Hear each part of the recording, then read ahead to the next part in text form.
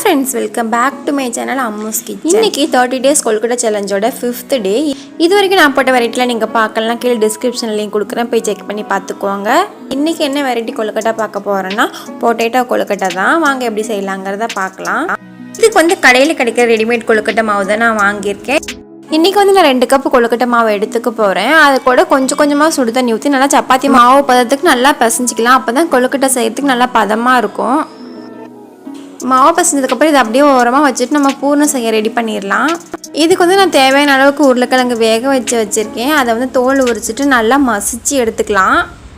அதுக்கப்புறம் தாளிக்கிறதுக்கு ஒரு பேன் சூடு பண்ணிவிட்டு அதில் கொஞ்சமாக ஆயில் ஊற்றிட்டு கொஞ்சம் சீரகம் போட்டுக்கலாம். சீரகம் நல்லா பொரிஞ்சதுக்கப்புறம் கட் பண்ணி வச்சுருக்கிற வெங்காயத்தை போட்டு நல்லா வதக்கிட்டு நல்லா வதங்கினதுக்கப்புறமேட்டு அதுக்குள்ளே இஞ்சி பூண்டு பேஸ்ட்டு போட்டுக்கலாம். இஞ்சி பூண்டு பேஸ்ட் நல்லா வதங்கினதுக்கப்புறமேட்டு கட் பண்ணி வச்சுருக்க பச்சை மிளகா போட்டு அது கூட கொத்தமல்லி தூள், மிளகாத்தூள், மஞ்சத்தூள் போட்டு நல்லா வதக்கிக்கலாம்.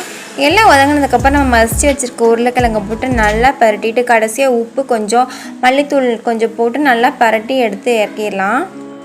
ஸோ பூர்ணமாக ரெடி ஆகிடுச்சு, மாவும் ரெடி ஆகிடுச்சு. நம்ம இப்போ எப்படி ரெண்டையும் ஸ்டஃப் பண்ணுறதுன்னு பார்க்கலாம்.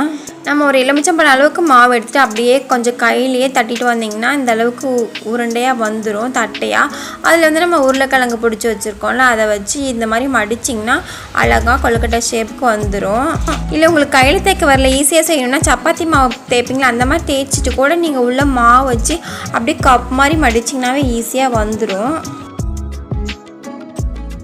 எல்லாமே கொழுக்கட்டை ஷேப்புக்கு பிடிச்சாச்சு. இதை ஒரு இட்லி தட்டில் வச்சு ஆவியில் வேக வச்சு எடுத்தோமா கொழுக்கட்டை ரெடி ஆகிடும். ஸோ எல்லாமே நல்லா வெந்துருச்சு, பார்க்க சூப்பராக இருக்குது. பாருங்கள் எப்படி டேஸ்ட் இருக்குன்னு பார்க்கலாம்.